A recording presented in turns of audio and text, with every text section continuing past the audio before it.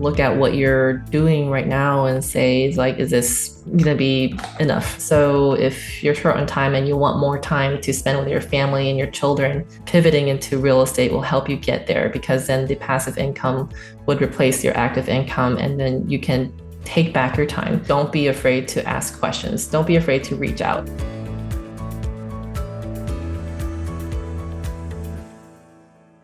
Welcome, everyone, to the Road Less Traveled Show. This is a show about people that were successful in a previous career and left that career to go down a different path. I'm your host, Richard Coyne. On today's show, we're so pleased to have Diana Lin with us. Diana, welcome. Hi, thank you for having me here.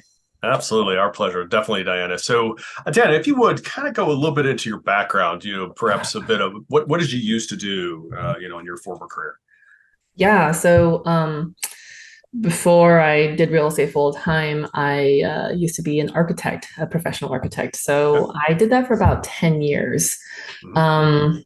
Right after school, I actually went to China, went to Beijing for my first architecture job. And so that was pretty cool, just kind of working in China for 2 years, and afterwards moved back to Texas, where I'm from, and worked in Houston for about a year, and then in Dallas for another 6, 7 years. So Okay. like in the kind of scale of projects that I worked on in China versus Texas is pretty drastic. Like in China, it's mega structures, right? So worked on mixed use development to like 70 stories, multifamily tower, Wow. hotels, and like these kind of structures that is inconceivable that you can kind of work in that type of skill with that my experience, right? Um, like, we would be kind of working on design development drawings that is like a 30-story tall hotel, and it's not even close to construction drawings. But when I was still working on the drawing set, they were already pouring concrete for the floor, for the slab, and you could see like this column just going straight through the middle of the hotel room, and it's like not even fully thought out. But that's a pace of kind of construction that you see in China, right? It's Hmm. all fast paced. And then I go to Texas, and it's much more drawn out. It takes and that's a good thing, because it kind of everything is all thought through, and there's the permitting process, there's the entitlement process. It all sort of have a rhyme and reason of why certain things take a while, but it takes maybe like a year for a building, sorry, 3 years for a building to actually go north or vertical, versus in China it takes like a year or a year and a half. Hmm. But Wow. now I am doing real estate, and I still have my license as an architect, but um, now I'm mostly doing real estate. Okay. So, all right, again, I got a couple jokes in there. So, first, I guess everything isn't bigger in Texas. You were doing, like you said, you were doing massive projects in China. So, again, I hope this isn't an insensitive question, but again, we've all kind of heard stories about phantom cities in China, where they built cities that just have never really been habitated, Hmm. and as well they built buildings that didn't have things like plumbing, which makes zero sense. Why would you put a structure up without putting the plumbing in? Is that, Right. I mean, in your understanding, is that true? I mean, yeah, I mean, I've seen it in news, and I haven't personally visited those phantom cities, but I Hmm. can see it happening. Hmm. Just the pace of construction was just crazy. Yeah.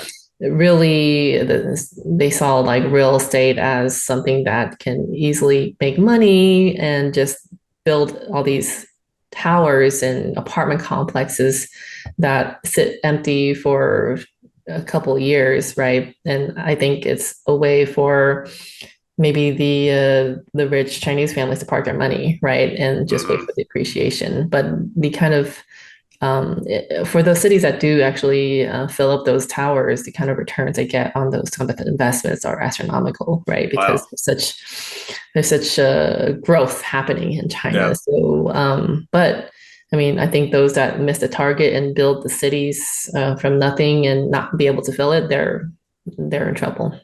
Yeah, yeah. Yeah. What's that mega construction company in China that had big payment issues, missing, Oh man, I know the name you're talking about. It's Oh, always I want to say Evergreen. Does that sound right? yeah, something like that. Uh-huh. Yeah, That's yeah. Okay, familiar. gotcha. Yeah, it almost seems like there was, if they're building projects that fast, there seems to be definitely be a lack of regulation, and that Mhm. obviously leads to crazy stuff, like you said, like a column in the middle of a Yeah. hotel room, which makes Yeah. zero sense. Yeah. And then secondly, it also almost seems like there was an incentive to build and drive dollars as a way to keep money, velocity of money doing, even though it really wasn't, backed by a demand. So it just almost seems like that would just run out of steam at some point. But Mhm. anyway, but the stuff you worked on, did you get to see any of it completed? Either maybe years later. Oh yeah, yeah. Like Nice, I was only there nice. for 2 years, but when I got back to Texas to continue working as an architect, I would see some images of the completed project, and it's pretty awesome to kind of like see what you designed come into fruition and become a permanent Nice. structure into the fabric of the city. Nice. Yeah, that's cool. Mhm. Very cool. Mhm. So you mentioned that you're in real estate now. So can you talk about a little bit about what type of real estate are you involved in? Yeah, so I am in multifamily investments. So I syndicate the deals. And what that means is that we pool the money from investors, retail investors, to be able to purchase commercial properties, specifically multifamily. So made that transition really in 2021, but we've been investing multifamily passively in 2018. So Okay. we're both, my husband and I, we're both partners in our company. We started investing passively into multifamily to kind of understand how the investment in multifamily works. So, but at that time, we're both working full time in our jobs. So myself, I was an architect, and then my husband, he was a real estate attorney, right? Okay. So we decided to expose ourselves into the multifamily world by first passively investing in these syndication deals, right? Mm-hmm. Mm-hmm. And then it's really in 2021 when some of our couple of our deals actually went full cycle instead of the 5 year hold, it was a 3 year hold. Mm-hmm. So that's when we saw the proof of concept, right? And that's when we decided that we wanted to step into sponsoring deals instead of Okay. passive investing. Okay. So Very we've nice. been we've been sponsoring deals since 2021, mostly on value add properties. Mm-hmm. And this year we've expanded more into the development and entitlement world of real Okay. estate. Mhm. Okay. Okay. Gotcha. So early stage of what it becomes construction. So got it. Yeah. Mhm. Yeah. Okay. Very cool. Um, all right. So are your things? What are the size complexes, and and where are they generally located? So for the value add deals, they range from like 22 units. That was our first deal, a 22 unit deal Okay. in Glendale, Arizona. Okay. And then our second deal was a 252 unit deal in Tucson. Um, Mm-hmm. and then our last one that we closed on for value add is 152 unit in Dallas, Texas. So that was this year. And so we're still looking at value add deals carefully, especially in this market, see what makes sense. But we've been kind of also focusing more heavily onto the development sector. Mm-hmm. Okay, that makes sense. And development wise, are you in Texas? Are you Arizona or? It's actually in a new market that we've are working in. It's in New Mexico. So Oh, okay. yeah, Okay. but we're also looking at some other development deals and entitlement deals in DFW. We like to Huh. find deals kind of local to where we are, but Yeah. we we usually kind of whenever it's out of state, we partner with those that have boots in the ground and have more experience in that Right. market. Mhm. That makes sense. That makes sense. Yeah. Yeah. Yeah. Got it. Mhm. Diana, can you look back to your architect days, perhaps? Is there a funny story, something that happened to you that you can share? Yeah, of course. There's a lot. There's one in particular. It's more of a design kind of commentary. It was, worked on this large commercial project, and I was the project architect on this project, and we did the elevation. And we usually how we do with the elevation, we dimension the patterns on the facade, on the elevation, and including the windows, right? So when the contractor, the subcontractor, got the drawing set, they did exactly to spec, right? Exactly to dimension, except instead of showing what I want them to draw in terms of patterns, they actually carved in the dimension string onto the facade. So I So was like, 1 by 2 meters was literally carved into it. oh gosh, it's, I mean, it's just like those dimension strings that you see, right? Except it's in the front of the building. And so I was just like astounded. It's like, wow, you guys can't tell the difference between actual elevation or like, yeah, indentation of a building versus like dimension strings. So it was amusing. So they had to rename the building the Arrow Building, I guess, right? Maybe yes, yes. There's a blog site online where it's just like architecture done wrong, where you can see just all these like dimensional like or some annotation that's actually carved into the building. It's funny That is funny. in real That is life. funny. Yeah, man. So what was kind of the deciding factor for you that said, look, you're gonna you got to really go after this real estate thing. Is it the concept, like you said earlier, that you saw some LP investments really turn out very well? Mm-hmm. It was a personal experience, really more into leaning heavily into real estate. Um, when I was an architect, I always kind of knew that real estate was something I gravitated toward, but it was this one personal experience where, as an architect, I had a developer client. We usually have a weekly meeting on this, the status of a construction or a design and construction of this new build that we're working on. And it was one of those typical meetings, and we were going through the issues because there's always going to be problems and issues that come up Sure. during the project. And so one of the main issue was that the structural, the plumbing drawings were not coordinated with the structural drawings. There was a conflict on there that wasn't caught, and so it was going to cause major issues. And so usually we kind of want to talk about methodically how we're going to address it and what kind of strategies we can do. It was the client and the developer did not take that well, right? So he had a temperament and started to yell at the whole team and started cursing, right?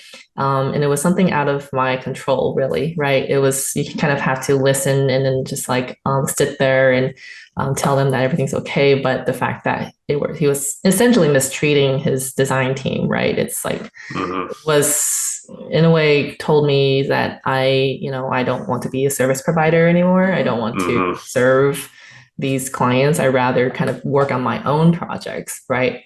My own projects to have more control and idea of what's going on rather than sort of be at the whims of a client, to be more in control, right? So that's when I decided to explore more heavily into the multifamily investment, where I can start to build my own personal equity further and eventually, do our own development. I'm more attracted to the development sector just by the nature of things. I'm an architect, right? I like to build things from scratch. Yeah. And so multifamily value add is really a way to get into a segue to that road. And so that's kind of what made us, at least for me, lean more into multifamily investing, just to be able to get out of that position I was in.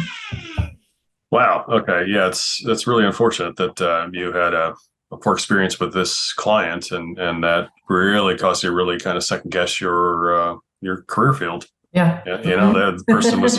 I mean, I was a kid, but I had a similar experience with a teacher at one point where it was it was piano lessons. I decided to try to take piano lessons. I wanted to, learn about playing a musical instrument. And I had an absolutely horrendous experience with this teacher that basically made me say, nope, I don't want to do that. You totally ruined it. And honestly, that was really, really sad.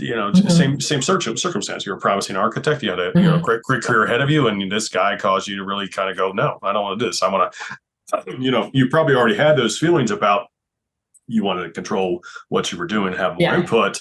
But then it just was like reinforcement. Okay, I need to do something else. So yeah, exactly. I mean, like being able to kind of eventually get to that position of developing your own projects, but still being able to utilize my architectural design skills and be able to dictate that direction and balancing, say, the budget and the design direction, right? So it's definitely a kind of helps kick me in the butt to go into the real estate direction. Right. Got it. So as you were making that shift to really kind of start doing, more on the GP side of real estate and doing deals, were there some obstacles you had to overcome along the way? Oh man, yeah, for sure. It was obstacles, I would say a big step, which is to really educate yourself, right? To understand fully about what it takes to be an operator and how to acquire property, right? It's a big responsibility to take other people's money and to put it into a deal that you run, right? So you have a fiduciary duty to know what you're doing. And so if knowing that we were making that transition, we knew that we had to essentially partner with someone that knows what they're doing and be able to kind of learn from that process. So we knew that step, so we kind of seeked for that mentor and that partner, and that's really kind of how we got our first deal, is to find a partner that aligns with our vision and our goals, and able to kind of learn from the process and also provide value where we can. Right. Nice. Okay. Good. So as you were really kind of moving again into the GP roles of doing and being a sponsor for a deal, things like that. What was can you talk a little bit about your first victory? Was it the Glendale, Arizona project, or was it one of the other projects that really said, "Hey, absolutely, this is the way we're going to go. This is going to work. We're going to do great at this." Right. Yeah. So it's a 22 unit deal in Glendale, Arizona, and we were fortunate to get that deal through our partner. Our partner is the one that found the deal, and we partnered up, and they basically have everything sort of lined up for us with the property management company and also the mortgage broker, insurance, and we were tasked with finding majority of the equity, right? And so this is our first time raising money from investors, so it was quite a challenge to try to raise money, because we didn't tell a lot of people at that time that we were now sponsoring deals, right? So lesson learned is that, if you are planning on sponsoring deals, becoming a general partner, don't tell people from out of the blue, like, hey, I'm sponsoring a deal, you want to invest with me, right? You just kind of have to build that relationship, build that expectation. Because we've been in the multifamily world networking as a passive investor, but not as a sponsor, right? So when we come out of the blue and say, hey, by the way, we have a deal, we have a deal that you think you'll be interested in investing, they'll be kind of taken by surprise, right? They need to kind of be comfortable on whether you know what you're doing, right? So you kind of have to season your investor base to get them comfortable that not only that you'll be sponsoring, but you have an experienced partner that would be able to work with as well, right? So that was kind of a major lesson learned for us, is to have that set in place. But yeah, what's nice about working with an experienced partner is the fact that if you do come up short in raising equity, they can come and backfill the gap with their investors. So that's what we liked about working in the team. Yeah, that makes sense. And again, keyword there, team. And the reality of it is, this is a team sport. We say this all the time on our podcast, on the show. That the reality of it is that Okay, in your case, you and your husband are sponsors. You find a deal. At the same point in time, you still need a team. As you said, there's the insurance broker, there's the mortgage broker, there's attorneys. I mean, I guess your husband is an attorney. Does he able to? Did he do these type of real estate contracts, or was is real estate a different type of law? No, yeah, he does real estate transactions. So he doesn't do Gotcha. SEC Yeah. documents, Right. even Right. though he can, right? Right. So purchase and sale agreement type Yeah. documents. Hmm. Yeah. Yeah. Got it. Okay. Yeah. Now that comes in handy. Yeah, that is handy. It's handy to have a real estate attorney husband to, do some work for you. Yeah, exactly. Very nice. Very nice. Uh-huh. But again, there's other team, members, and that is, there's somebody that over time, whether it's a person or more than one person, investor relations, there's marketing that has to be done. There's, fundraising, there's money raising that has to be done. And that, is certainly some of it's you guys, but might very well have to engage some other partners to raise money to do a deal. So yeah, Exactly. there's a lot of folks involved. It's not just one or two people. So Hmm. yeah. Okay, good. So in more recently in your syndications, and maybe as you're talking about some of these entitlement deals ultimately leading to construction, is there a funny story that you can share, something recent? Recent. I know that like I was, the story related to the first deal is the fact that, as we touched upon earlier, is my husband wanting to do the SEC documents himself, right? Which is, first and second year lawyers usually can do it. And he's like, I don't want to, pay some other lawyer to do it. I can do a better job, right? but Mm-hmm. our partners thought it was more keen, smarter to kind of focus on the whole business rather than kind of focusing on like one area of like the deal. Because Yeah. just working on the documents yourself is actually very time consuming, right? Rather Right. than kind of have you focus on making sure the deal closed, right? Working with like investors and working with vendors and everything, instead of just focusing on one aspect of the syndication of the deal, right? Right. So he had to step away from doing his own documents. It was really tough, but he did it. And it was a very smart decision, because if he was to be focused on just doing the SEC documents, then it was just going to be me working everything else, and it wouldn't have Right. been possible to do it, right? So Right. I'm glad we took that advice, because it's a lot of times you really do have to delegate these type of responsibilities and outsource it. Be it if Right. you are the one who kind of is in a higher position to make sure that the whole project works or close. Right. Right. Right. Yeah. But there's still a lot of value add to be held in terms of somebody, in your case, your husband, who can do the purchase and sale agreements. That's a huge component of doing a deal. But you're right, the syndication document does require Mhm. specialty, and to be able to know the ins and outs of what the SEC requires to put Mhm. that private placement memorandum in place. So Mhm. we've worked with in some of our deals in the past. Sometimes it's been two attorneys that do that, and sometimes it's been one that can do both. But yeah, if you're not doing SEC documents all day long, then I don't know that I'd want to take that on. So Yeah, exactly. yeah, gotcha. So where are you today in your journey? Kind of, what do you see kind of down the road for you and your husband with Navi? Yeah. So we are still looking at some value add deals actively. Whenever we see deals, I usually have my husband kind of do all the underwriting, because he's the underwriter of the two of us. And I'll still reach out to some brokers or look at some deals myself as well. But we're also kind of actively working on some development deals, right? That's taking most of, especially my time. Mm-hmm. But getting some other deals in the pipeline to kind of come up in a couple of months that will need a little bit more involvement on our side. Mm-hmm. So just getting some sort of projects lined up, and not make sure that we don't get overloaded with some stuff, right? Nice. Mm-hmm. Nice. Well, good. That makes sense. Good deal.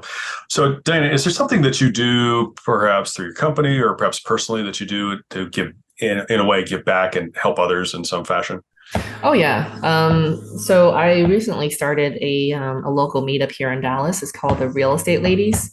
It's really kind of mission is to educate and empower women in real estate, especially in multifamily to learn how to invest in these type of asset classes.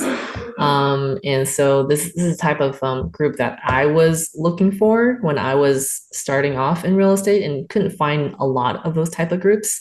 There were some, but it wasn't that great. So me and another co-host, we just started earlier this year, and it was started as a kind of a casual gathering of women in real estate and kind of evolved into more of a speaker series with sponsors.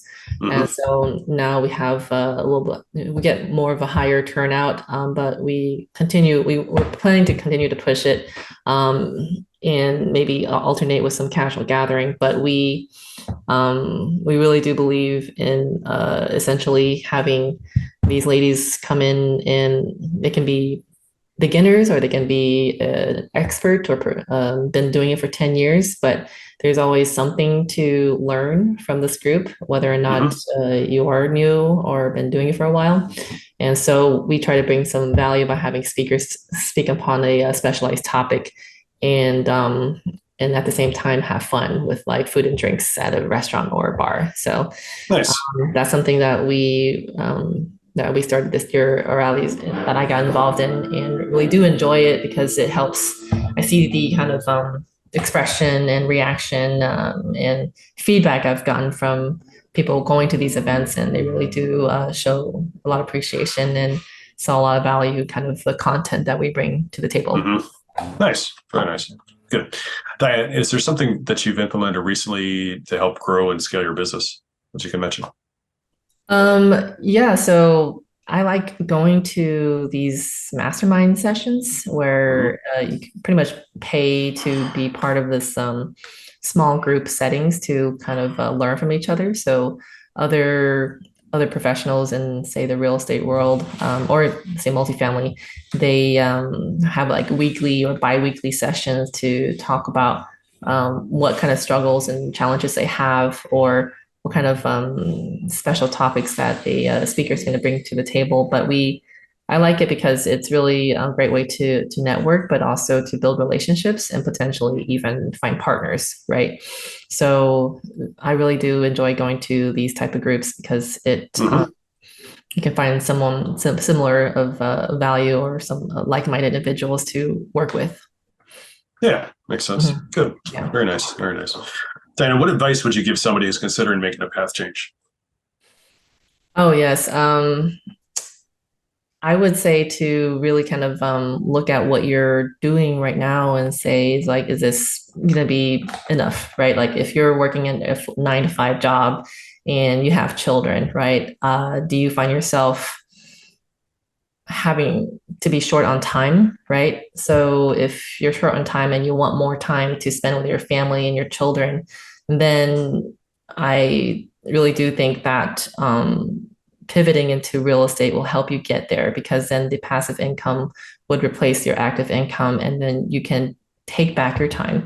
So I would really encourage anyone that's kind of on the sidelines to get into real estate, to really take a second look at it, and know that there's a lot of people that have done the jump, are really happy with their decision. And so there's a lot of people out there that can help you transition to that direction, finding a mentor, finding a friend that's in real estate to kind of guide you through that path, right? And I also say that whoever is on the sidelines or on the fence is to really don't be afraid to ask questions. Don't be afraid to reach out. So if anyone's listening to it and want to learn about it, and do want to make a transition, reach out to yourself, Richard, and myself, right? And all of us, what I find about real estate is the fact that there's so many helpful and friendly people in the circle. So if you feel like you're being inconveniencing other people, don't feel it, because we want to give back and help others. So that's something that I would recommend, is to just ask questions, educate, and reach out. That's great. And I agree with you 100%. There were a lot of people that were very gracious with their time and answering questions and just giving us some advice and pointers when were getting started out. And, and correspondingly, we try to do the same. That's why we do this podcast. That's why we do, run a couple local meetings, one for the local RIA, in terms of just trying to give back and help others. There are a lot of people that they just don't know where to get started. So they gotta hopefully, they connect with someone like yourself or a RIA or someone like myself and really can, ask questions. They've got to obviously take initiative. It can't just be trying to brain suck somebody. They got to, take the advice and amplify that and ramp it up. And that can be augmented and supplemented by podcasts, books, by training classes, by the RIA groups and whatnot. So, ask your questions, but at the same point in time, take action and keep building your knowledge. But at the same point in time, definitely do reach out to other people, because I have found the exact same thing too in the real estate world. People are willing to help. They'll point you in the right direction. They'll give you some good insights. Ultimately, you got to make your own decisions and take action, but they'll help you out. So completely agree. Good. So what's the best way, Diana, to reach out to you and to find out more what you're up to and what your guys are doing over at Navi? Can reach out to me by my email or just follow me on social or DM me on social. So my email is Diana, Diana at Navi-Ventures, Navi-Ventures.com. And also run a Instagram page. So it's Navi_Ventures_RE for real estate. Also, I'm active on LinkedIn, so please send me a connect or follow me. It's my name, Diana Lin. It's pretty common name, but you reach out to Richard, maybe he can lead you to the right Diana Lin. Good deal. Well, thanks. We'll put links to those in our show notes, and that'll also put a link to your LinkedIn profile or whatever so people can reach you there that way as well. So good. Okay. Well, listen, we really want to thank you for being on the Road Less Traveled show today, Diana. Certainly it's been a pleasure talking with you, and I really appreciate your time. So thank you. Yeah. Thank you for having me.